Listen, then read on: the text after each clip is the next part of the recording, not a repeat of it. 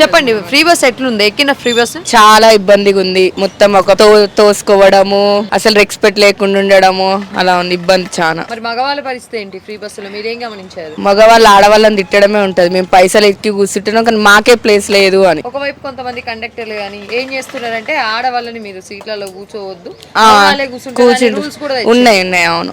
Basic అయితే ఆ rules లేవు, అయినప్పటికీ కూడా అట్లా కూర్చోబెడుతున్నారు. దాని సంగతి ఏంది? ఇప్పుడు అట్లాంటి వాళ్ళు డబ్బులు ఇచ్చి కూర్చుంటారు కదా, మనం ఆధార్ కార్డు చూపిస్తే ఫ్రీగా పోతున్నాం కదా, ఇంకా అందుకు ఒకందుకు మాట్లాడితే ఏంటంటే ఫ్రీ అనేది ప్రభుత్వం మనకిచ్చిన హక్కు లాంటిది. సో దాన్ని ఎట్లా యూజ్ చేసుకుంటారు అంటే ఇంకా ఇక్కడ నుంచి నెక్స్ట్ స్టాప్ కి వెళ్ళడానికి కూడా ఫ్రీ బస్ ఎక్కుతారు ఆధార్ కార్డు చూపించి, అంతే.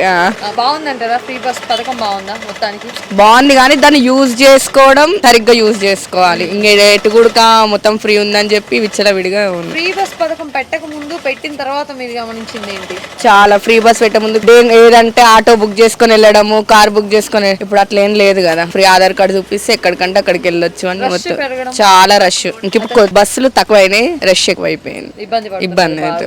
మరి సన్న బియ్యం ఎట్లుంది? సన్న బియ్యం అంటే ఒక 1 month 2 months పర్లేదు. దాని తర్వాత ఇప్పుడు ఒక 5-4 months నుంచి రావట్లే. నూకలు, రాళ్ళు. మరి కంప్లైంట్ చేసుడు గానీ అక్కడ ఇక్కడ ఏం గానీ ఎందుకు ఇట్లా వస్తున్నాయి అని అడుగుడు గానీ ఏమన్నా ఉందా? అట్లా ఇక అడిగితే కట్ చేస్తారేమో అని భయం. అడగాలి కదా, కానీ అడగకపోతే ఇవ్వరు కదా. ఇంకా చూడం కదా అక్క, మనం మొత్తం ఓపెన్ చేసినాం. ఫస్ట్ కొన్ని చూస్తాం, పైన బానే ఉంటాయి, లోపల ఎట్లున్నాయి మనం ఎట్లా చూస్తాం. ఇంతకు ముందు పరిపాలనకి అంటే బీఆర్ఎస్ పరిపాలనకి గానీ కాంగ్రెస్ పరిపాలనకి గానీ స్కీమ్స్ పెట్టడం వల్ల గానీ రెండిట్లో వ్యత్యాసం ఏంటి? అంటే ఎప్పుడు బాగుంది, ఏ పరిపాలన బాగుంది? ఇప్పుడు బాగుంటదేమో అని అనుకున్నాము కానీ ఇంకా ఉంది కదా, ఇంకా 3 years ఉంది. ఇప్పుడైతే పర్లే, నార్మల్. అప్పుడు ఎట్లుండే బీఆర్ఎస్ పరిపాలన ఆ సమయంలో మీకు? అంటే ఏదన్నా ఇప్పుడు అమలు చేస్తారంటే అది ఎంబటే అవుతుండే. ఇప్పుడు చాలా, ఇప్పుడు రైతు బంధు అవన్నీ ఇంకా లేట్ అవుతున్నాయి కదా. ఇంకా 2500 కానీ రైతు బంధుని అందరికి ఇవ్వడం లేదా అనే కామెంట్స్ కూడా వస్తున్నాయి. అవును, ఇవ్వట్లేరు. ఊర్లలో అయితే రావడం, మా నాన్నకు వాళ్ళకి కూడా రాలేదు. ఇబ్బంది అనేది అవుతుంది.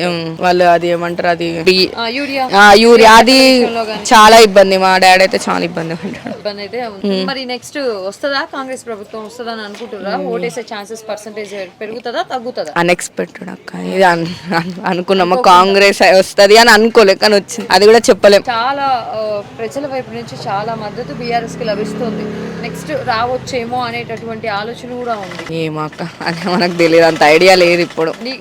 నీ కంపేర్ చేస్తే ఏది బాగుంది, ఏది వస్తే బాగుంటది అని అన్నా గానీ, లేదంటే ఏది అయితే బాగుంది? ఏది వచ్చినా ప్రజలకు మంచి చేయాలి, అంతే. అదొక్కటే ప్రజలు కోరుకునేది, అదే కదా.